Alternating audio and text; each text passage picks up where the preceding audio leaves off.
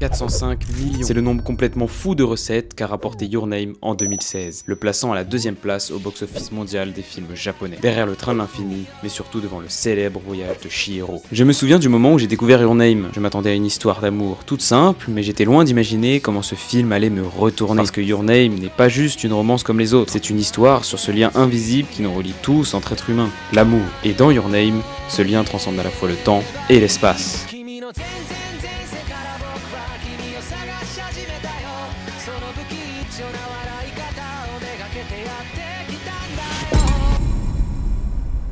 Le film nous plonge d'emblée dans le quotidien de deux adolescents que presque tout oppose. D'un côté, Mitsuha, une jeune fille habitant dans un village rural appelé Hitomori. Son train de vie étant rythmé par des traditions ou des coutumes familiales en lien avec un certain tissu. On apprend très vite son souhait de changer de vie et de se réincarner en beau garçon à Tokyo.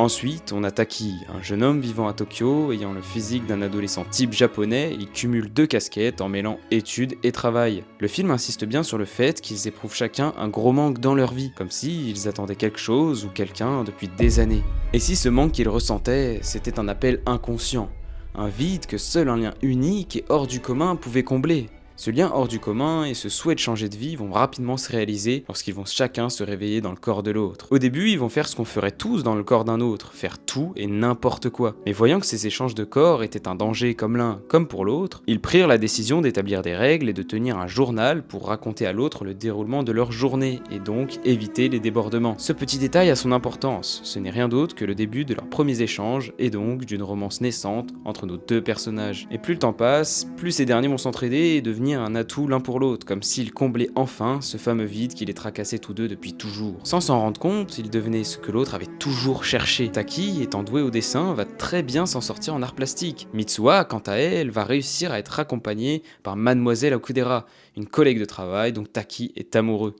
Lors d'une balade avec sa mamie et sa petite sœur, Taki, étant dans le corps de Mitsuha, va se rendre dans un endroit appelé l'au-delà, pour effectuer une sorte d'offrande à un dieu nommé Mosubi, une coutume très importante depuis des générations dans la famille de Mitsuha. Ce dieu représente le lien qui existe entre les gens et le temps qui s'écoule. L'offrande consiste à donner la moitié de soi-même dans un saké. Taki va donc le faire, mais la mamie va le regarder dans les yeux et lui dire Je me trompe ou tu es en train de faire un rêve? Suite à quoi, ce dernier va se réveiller en sursaut dans son corps. Le rêve est omniprésent dans cette histoire. Ils ont sans cesse l'impression d'être au cœur de l'un d'entre eux, comme si le film tout entier en était un.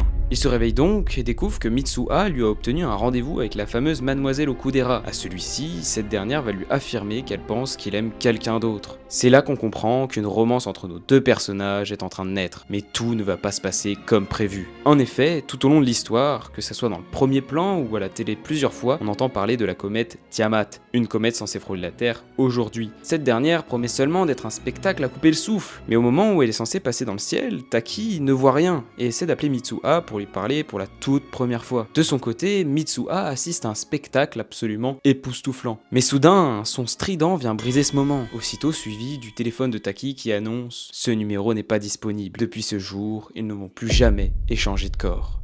Suite à ça, il va en venir à se demander si tout ça était bien réel, mais ces brins de souvenirs vont tout de même l'aider à redessiner des endroits où il se rendait lorsqu'il était dans le corps de Mitsuha. Il va même prendre la décision d'aller à la recherche de ce joli petit village et de ce gigantesque lac qu'il pense avoir vu tant de fois. Accompagné de ses deux collègues, il va enchaîner les échecs jusqu'à tomber sur un bar où un couple semble reconnaître le village d'Hitomori sur un de ses dessins. Ils vont cependant être le vecteur d'une horrible nouvelle. La météorite Tiamat a rasé le village d'Hitomori il y a 3 ans. Taki n'en croit pas ses yeux, mais la réalité est bien là. Le village où il a vécu une seconde vie pendant un certain temps n'est plus. Tout s'effondre, comme si le destin lui-même refusait qu'un lien aussi fort puisse exister entre nos deux tourtereaux. Et ce n'est pas tout, il va chercher dans le répertoire des décès de cet incident et va y voir inscrit le nom de Mitsuha. Le temps, cette fois, avait tranché. Il avait pris Mitsuha sans prévenir, comme pour rappeler qu'il n'y a pas de seconde chance. Il était devenu un ennemi très cruel pour Taki, qui ne peut pas sauver quelqu'un de décédé. Oui, la fille avec qui il échangeait de corps il y a à peine une semaine est en fait décédée depuis 3 ans. Ce lien si spécial entre eux ne semble plus être qu'un simple rêve d'adolescent. Et ça, plus le temps passe, plus il va s'en persuader et va même oublier son prénom. À un moment, on découvre que quelqu'un lui a donné un ruban et qu'on lui en a expliqué la signification. Par contre, il ne se rappelle plus de qui lui a expliqué, il sait seulement que cela représente les fils du temps qui s'entremêlent et les liens entre les gens. D'un coup, une voix féminine va lui dire Taki, Tu ne te souviens pas de moi? Cette voix va sembler à Taki extrêmement familière, à un tel point qu'il va immédiatement retourner à Hitomori pour en avoir le cœur net. Il va reconnaître certains endroits et va s'assurer d'une chose, tout était bien réel. Il va ensuite se rendre dans l'endroit sacré, ce même endroit dans lequel il avait déposé le saké représentant la moitié de Mitsuha. Il va formuler le souhait de tout arranger et d'avoir une seconde chance pour sauver Mitsuha. Il va ensuite boire le saké. Sans même avoir le temps de comprendre ce qu'il se passe, il tombe, non pas par terre, mais dans un sorte de liquide, puis effectue un voyage à travers la dimension du temps. On y voit le fil du temps avec toute la vie de Mitsuha, de ses premières cellules jusqu'à leurs premiers échanges de corps. Ce qu'il ne savait pas, c'est qu'en buvant ce saké représentant la moitié de Mitsuha, c'est qu'il allait réellement devenir sa moitié. Ce moment hors du temps va être interrompu une nouvelle fois par le son strident entendu plus tôt, juste avant que la météorite ne s'écrase, comme si on venait de repasser derrière ce moment et d'annuler la tragédie. Et c'est justement ce qui va se passer, vu que Taki va se réveiller dans le corps de Mitsuha le jour même où la comète est censée s'écraser. Son souhait de remonter le temps afin d'empêcher cette tragédie s'est donc réalisé. Il va en profiter pour essayer de convaincre le plus de monde possible de se réfugier dans l'école primaire avec l'aide de ses deux amis pour éviter la catastrophe. Mais la situation s'annonce de plus en plus compliquée. Il n'arrive pas à convaincre les gens de fuir car il est le seul à savoir ce qui va réellement se passer. C'est dans ce moment de panique qu'on apprend d'où venait le ruban que Taki a gardé pendant si longtemps. Mitsuha est allée à Tokyo la veille de la tragédie et est partie à la recherche de Taki. Elle est tombée sur lui par hasard dans un bus. Tout émue d'enfin voir Taki, elle pleure, mais lui ne semble pas la reconnaître. Ce qu'elle ne savait pas, c'est qu'à ce moment-là, elle était une simple inconnue pour lui. Juste avant de se séparer, elle lui confie ce fameux ruban, suite à quoi elle va lui donner son nom. Revenons dans le présent. Vu que Taki essaie de sauver le village dans le corps de Mitsuha, elle est où ? Elle est bien évidemment dans le corps de Taki, allongée par terre dans le sanctuaire. Elle va d'abord se demander ce qu'elle fait là, puis va découvrir l'état dans lequel est son village. Étant complètement désorientée par la situation, elle cherche Taki sur le bord du cratère. Lui aussi la cherchant à cet endroit-là car il a besoin d'elle pour sauver tout le monde. Les deux se cherchent au même endroit mais à 3 ans d'intervalle. Ici, seul le temps les empêche de se voir. Mais lors du crépuscule, nos deux protagonistes vont être à l'origine d'un miracle. Ils peuvent désormais se voir et se serrer dans les bras. C'était l'instant parfait.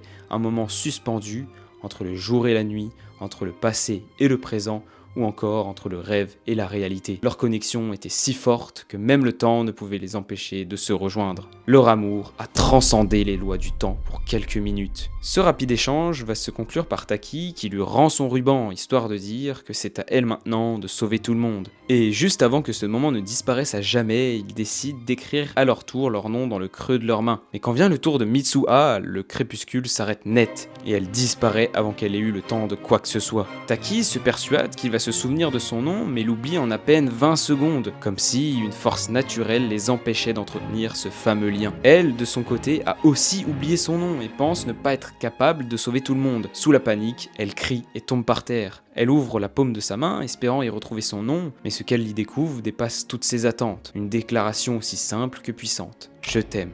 Ces quelques mots suffisent à raviver toute sa force. Portée par cet amour, elle reprend son souffle et repart avec détermination, prête à tout pour sauver son village.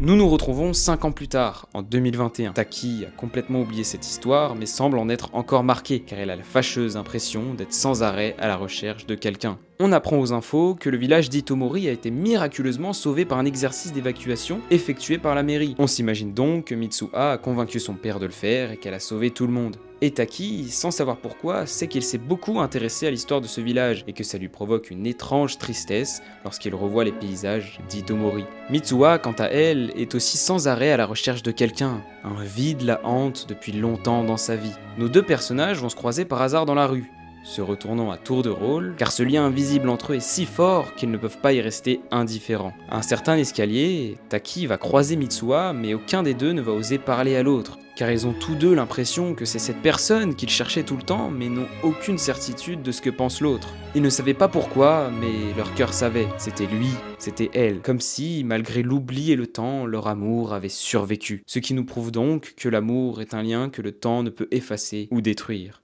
Taki va finalement se lancer en lui disant qu'il a l'impression de la connaître. Elle lui répond qu'elle aussi.